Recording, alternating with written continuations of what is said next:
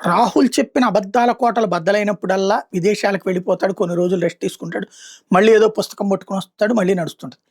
Sir అనేది ఎందుకొచ్చింది? ఈయనే చెప్పుకొచ్చాడు. దేశంలో దొంగ ఓట్లు బోలెడన్నున్నాయి.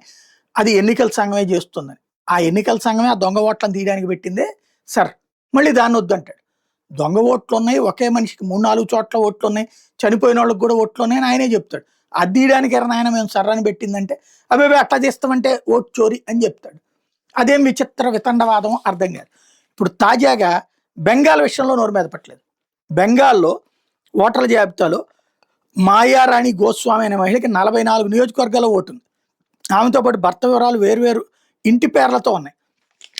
పశ్చిమ వర్ధమాన్ జిల్లాలో ఉన్నటువంటి పండవేశ్వర్ అసెంబ్లీ స్థానంలో 47 పోలింగ్ బూత్లో ఇది బయటపడింది.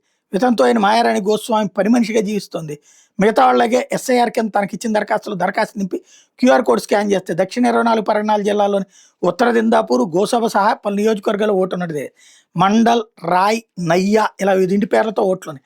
తనకి ఎన్ని ఓట్లు ఉన్నట్టు తెలియదంటూ ఆవిడ చెబుతోంది.